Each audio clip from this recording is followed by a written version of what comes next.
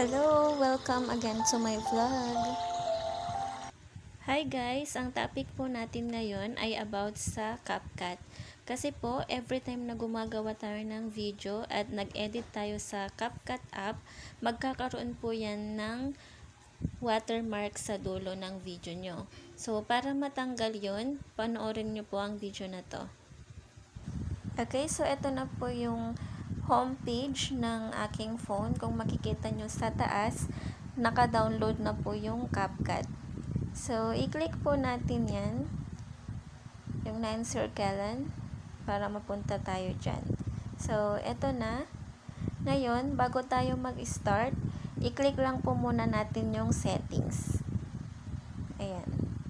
Kung mapapansin nyo, yung add default ending, naka-blue po siya. So, meaning naka-on siya. So, tandaan lang po muna natin. Okay, so balik po muna tayo sa home screen and then mag-new project po tayo. Ayan, so kuha na lang tayo dito sa stock videos. Kunwari yan. Ayan, so i-play po natin siya. Ayan. Kunwari ito na yung video natin. So, ayan. So, tignan nyo, meron po siyang CapCut sa ending. So, yan po yung watermark. So, ulitin po natin. Sa ending po niya, merong agad automatic na ending na CapCut. Okay, so balik po tayo sa home screen.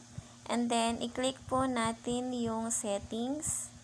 And then, yung pangalawa po, yung add default ending, i-click po natin yan. I-discard po natin. Ayan. So, kung mapapansin nyo, naka-off na po siya. Ayan. So, ngayon, ulitin po natin, mag-new project po tayo. Ayan. So, stop video ulit. Yung same kanina, piliin natin. Kunwari ito yung video natin. Ayan. So, i-play po natin. Ayan. So, kung mapapansin nyo, nag-stop na siya agad doon sa 3 seconds. Since yung video is 3 seconds lang. Ayan. So, wala na yung ending na watermark. Okay, so ganun lamang po. At dapat po pala, lagi po kayong nag-new project or dapat bago kayo mag-start, make sure na na-close nyo na or na-off nyo na yung default ending. Kasi parang ito, tingnan po natin. Yung ginawa po natin kanina, i-open po natin siya. Okay, so ayan. Yung ito po yung nauna, nung hindi pa natin na-off. Ayan, so may CapCut siya. Tapos, nag-new project po tayo. Kaya, ayun yun, merong isang nagawa ulit na same video.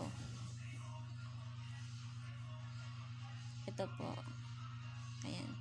So, ito po yung last na nagawa natin. Yun, yung wala na po siyang CapCut. So, kasi po, pagka kinontinue lang po natin yung na-save na video at in-off natin, tas nag-continue tayo, nandun pa rin po yung watermark. So, kailangan lagi po mag-new project tayo pag in-off po natin siya. Or, make sure na lang na naka-off na agad bago pa natin simulan yung project. Okay, so ganun lamang po siya ka-easy. So, I hope na nasundan nyo yung aking tutorial kung paano tanggalin ang watermark sa CapCut app. So, see you on my next videos. Thank you!